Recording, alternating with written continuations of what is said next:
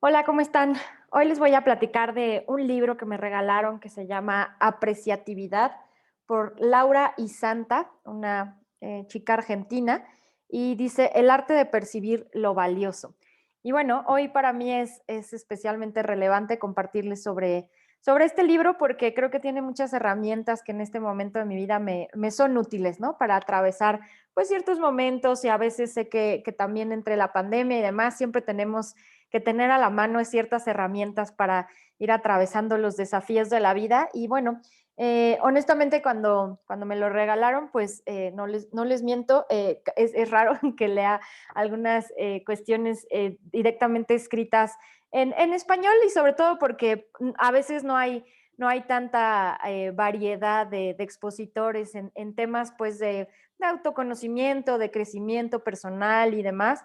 Pero bueno, la verdad es que me quedó una grata sorpresa porque la autora, pues aparte de que hace una recopilación y una investigación interesante, pues lo sustenta mucho en casos personales, que es lo que nos importa a veces que este tipo de materiales y estos libros pues tengan una aplicación práctica a nuestra vida y no se quede nada más ahí en la teoría, ¿no? Y bueno, justamente hablando de teoría, lo primero que a mí me llamó la atención es, bueno, ¿a qué se refiere con el aprecio, no? O sea, ¿cómo define esto de apreciar, sobre todo dentro de tantos términos que se han puesto de moda, que la gratitud, que las afirmaciones y demás? Y bueno, ella me agradó que la forma de definir o de diferenciar el aprecio sobre otras prácticas es que dice ella que el aprecio debe de ser sentido.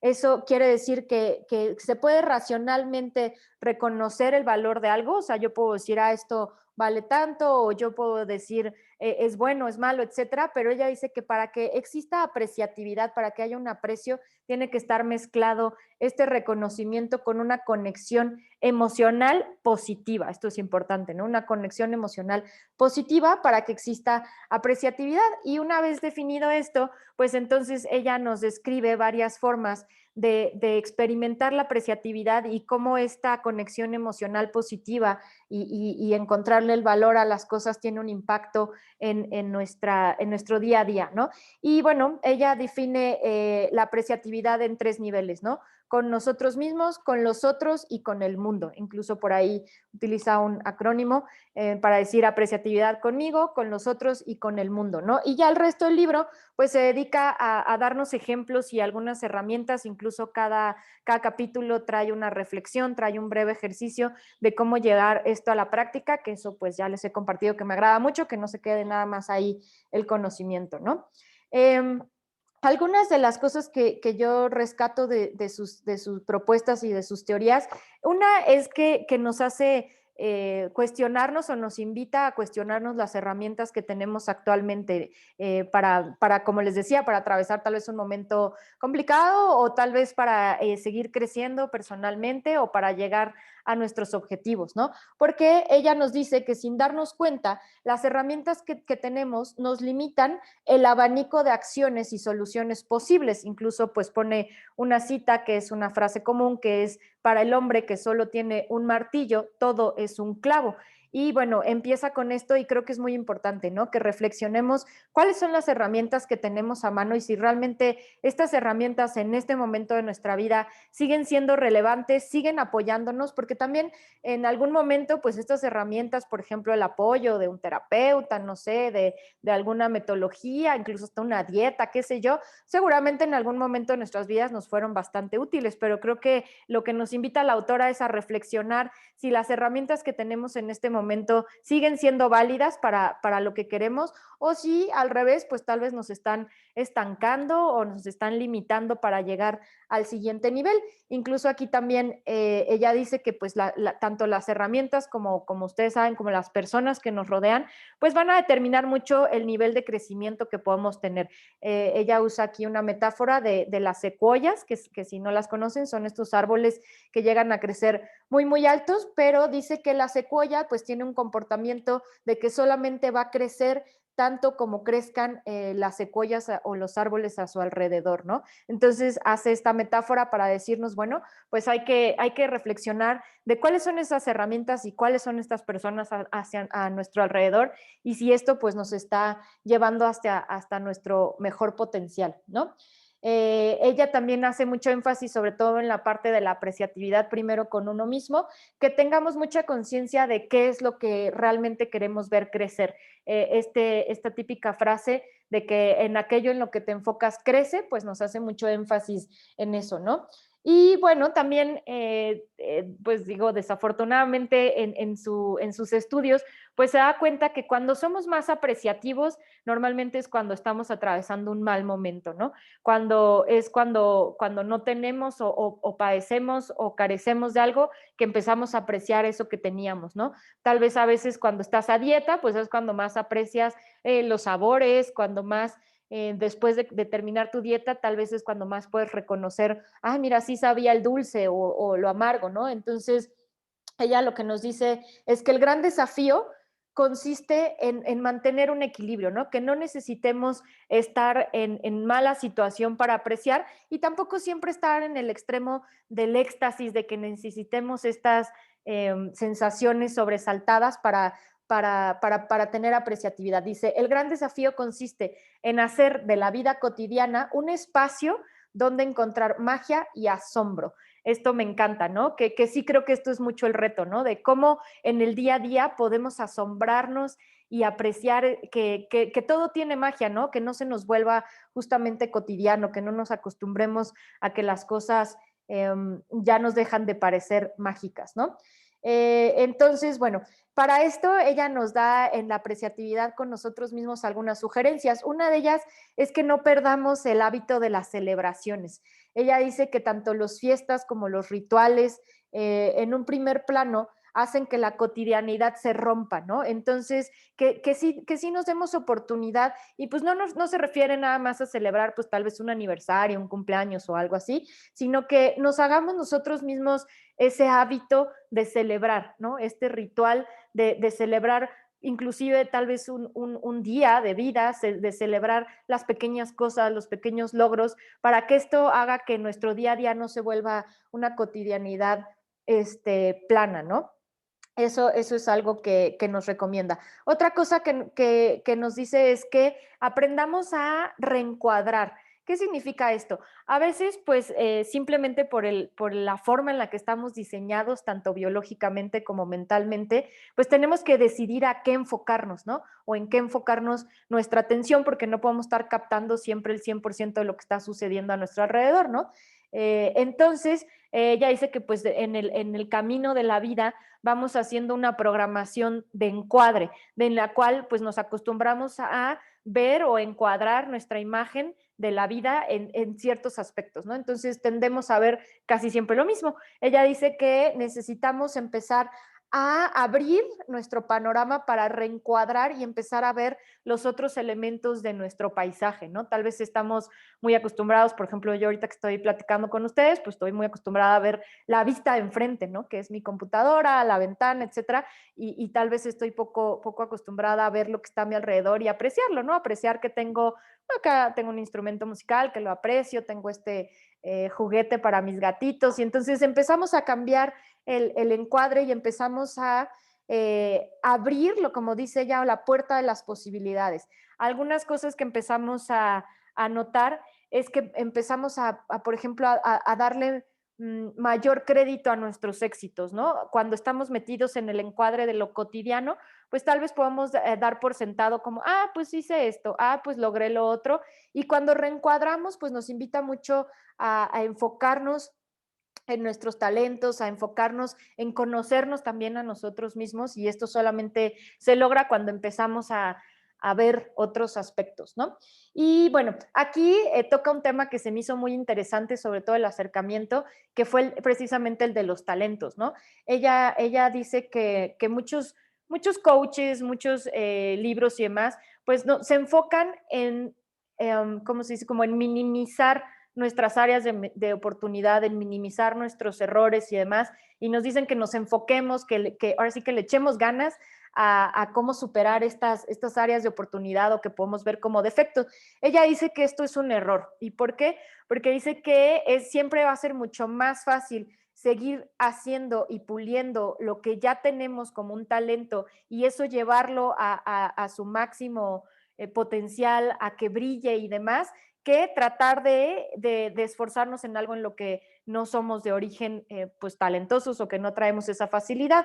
Y da un ejemplo de un golfista que seguramente todos conocen, que es Tiger Woods, y que dice que antes de un coach, que no menciona el nombre de este coach, pero dice que antes de un coach, todos sus otros coaches les decían, es que eres muy malo en los tiros de este tipo y eres muy malo, por ejemplo, para sacar la pelota cuando se va a los bancos de arena, ¿no? Entonces ellos se enfocaban en que Tiger mejorara este aspecto en el cual no era bueno, ¿no? Y entonces durante esta etapa de su vida profesional como golfista, pues realmente nunca pasó pues de ser medianamente bueno, ¿no? Nunca llegó a ser sobresaliente. Hasta que llegó este nuevo coach que le dijo, no, a ver, lo que tenemos que hacer es que seas tan bueno en lo que ya eres bueno, que las situaciones en las que caigas, por ejemplo, en el banco de arena, sean tan pocas que no importa si seas malo o no importa si no eres perfecto, pero en lo que ya eres bueno te vamos a llevar a ser lo mejor. Y bueno, creo que no es noticia para nadie el nivel que ha alcanzado Tiger Woods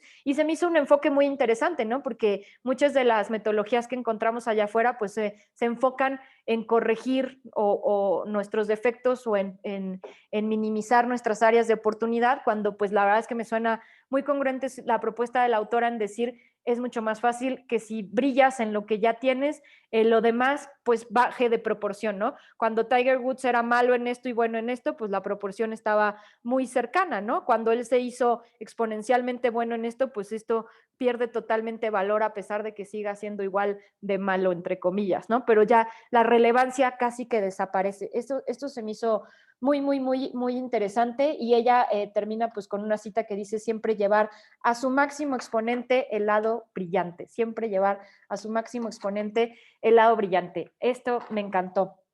Después pues va pasando a esto, sigo en la etapa de la apreciatividad con nosotros, después pasa a la apreciatividad con los otros, o sea, cómo somos apreciativos de lo que nos rodea y de los talentos y de lo demás que hay en la gente a nuestro alrededor, ¿no? Ahí lo primero que nos dice es que tenemos que revisar muy bien las ideas que tenemos con respecto a los demás y con respecto a cómo deberían de ser las cosas, porque estas ideas es lo mismo que vamos a ver reflejado hacia afuera, eso es lo máximo que vamos a ver dependiendo de nuestras ideas. Si nosotros creemos que toda la gente es de una manera, que encasillamos que todos los políticos son así, todos los policías son así, pues probablemente eso es lo que la realidad va a proyectar, ¿no? Porque la realidad pues siempre va a tratar de estar a la altura de lo que nosotros le estamos pidiendo, ¿no? Entonces, ella justamente dice que nuestros propios temores y sobre todo, bueno, en el caso de tener hijos, colaboradores o gente que depende de nuestras opiniones, nuestros propios temores pueden transformarse en una sobredosis disfuncional para el florecimiento de la vida de otros. Esta es una frase del libro que se me hace muy válida. Y aquí, de hecho, ella cita y retoma otro libro que es uno de mis favoritos, que se llama The Art of Possibility, que lo escriben una pareja, un matrimonio, y él en particular, Benjamin Sander, es un director de orquesta. Y bueno, ya les platicaré de ese libro en otra ocasión, también se los recomiendo bastante, pero ella hace una cita justamente en esto de la apreciatividad de los otros de este libro de Benjamin Sander, que dice, el poder del director de orquesta depende de su habilidad de hacer poderosas a otras personas. Me di cuenta que mi trabajo era despertar posibilidades en los otros. Y bueno, esto creo que aplica en todas nuestras relaciones, pero sobre todo si tienen algún puesto de liderazgo, si son maestros o simplemente en su familia, pues creo que nos sirven mucho estas recomendaciones de la autora, ¿no? De lo que vemos hacia afuera y lo que podemos apreciar en los demás es en la medida en la que en lo que esto sea congruente con nuestras ideas de lo que se puede, ¿no? Entonces, ella también nos dice que tenemos que ser muy conscientes en esta habilidad de reencuadrar que les decía en el capítulo anterior, de cómo lo podemos hacer también con las demás personas, ¿no?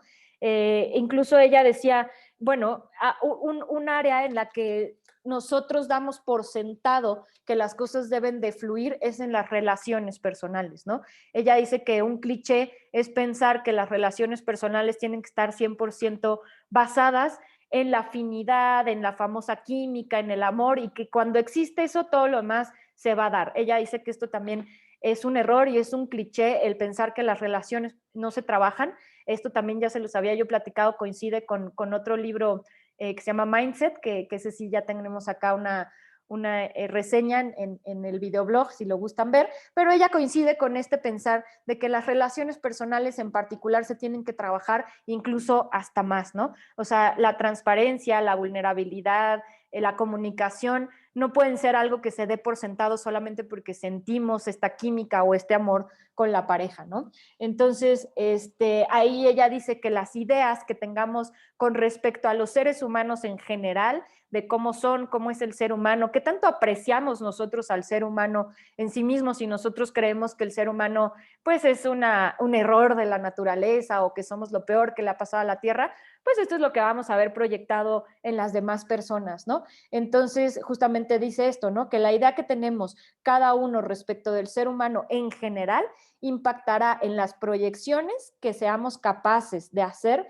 de las personas con las que interactuamos, ¿no? Incluso dice que puede que seamos capaces de distinguir cosas valiosas y preciadas de las personas, pero si en el fondo vivimos con la sospecha de que el ser humano es un ser intrínsecamente egoísta, la práctica de la apreciatividad se verá ahogada por esta creencia.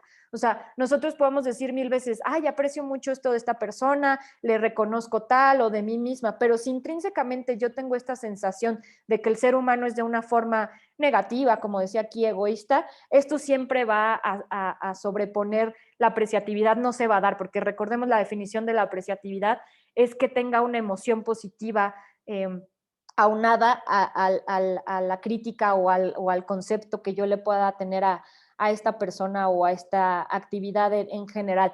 Para esto, ¿qué nos recomienda la autora? Volver a la ingenuidad y a la inocencia.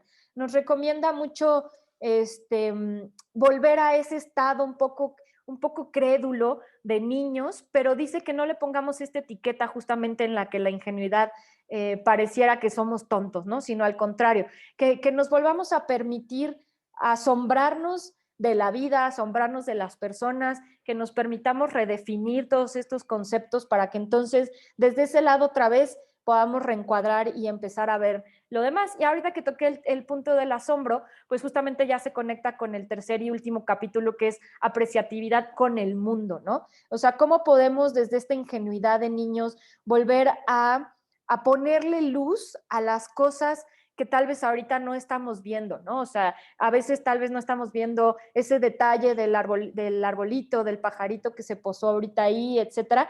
Y aquí me gusta que define la palabra asombro. Asombro, ella dice que significa en una de sus acepciones al lado de la sombra. Esto quiere decir o ponerle luz a la sombra, darle luz a aquello que estaba antes en la oscuridad, y entonces por eso ya dice que asombrarse hasta cierto punto significa iluminar, es darle este espacio nuevo, esta vida nueva a algo que igual ya nos podía parecer cotidiano, ¿no? Ella dice que la apreciatividad con el mundo está en su máximo potencial cuando somos capaces de capturar lo valioso del mundo a nuestro alrededor y ponemos al servicio de este descubrimiento los recursos y las idoneidades que disponemos para construir con ello algo aún más grandioso. Esto me encanta porque aquí pues termina de redondear el concepto de cómo al ejercitar la apreciatividad de manera constante con nosotros, con los otros y con el mundo, pues definitivamente las proyecciones que hacemos tienen que verse impactadas y mejoradas en nuestro día a día de cómo vamos concibiendo y cómo vamos generando experiencias, sobre todo congruentes. Yo siempre digo que la vida se trata de congruencia, ¿no? Todo lo que vemos hacia adentro siempre va a ser una reflexión de lo que vemos hacia afuera, y todo lo que vemos hacia afuera va a ser una reflexión de lo que vemos adentro, ¿no? O sea, siempre está este juego de que todos son proyecciones hacia adentro y hacia afuera. Entonces, pues para cerrar un poco el tema, pues definitivamente es un libro que les recomiendo, sobre todo que les recomiendo que se tomen el tiempo de irlo leyendo y a la par ir haciendo los ejercicios con profundidad y con verdadera atención y con verdadera intención de que las cosas cambien y de que nos demos siempre esa oportunidad de cambiar, de proyectar nuevas y mejores cosas, que yo creo que justamente eso es lo que necesita el mundo de nosotros. Yo siempre creo que lo único que nos pide el mundo es que lo liberemos de nuestro dolor, de nuestro sufrimiento, pero que le regalemos nuestro amor, ¿no? A veces creemos que el mundo nos pide cosas extraordinarias o que tenemos misiones complejas y demás, pero yo creo que si hacemos esta pequeña gran labor, es el mejor regalo que podemos darle, primero a nuestro ser, porque vamos a tener experiencias de vida mucho más ricas, pero después a los que nos rodean y finalmente al mundo entero, porque va a poder contar con nosotros de que vamos a sembrar una semilla de amor, una semilla de dicha, de gozo, de felicidad, y lo vamos a liberar pues de todo el sufrimiento que a veces ya traemos cargando. Y bueno, acá Catalina y yo les deseamos una feliz tarde, una feliz lectura también, y seguimos compartiendo. Espero sus comentarios y muchas gracias por escucharnos.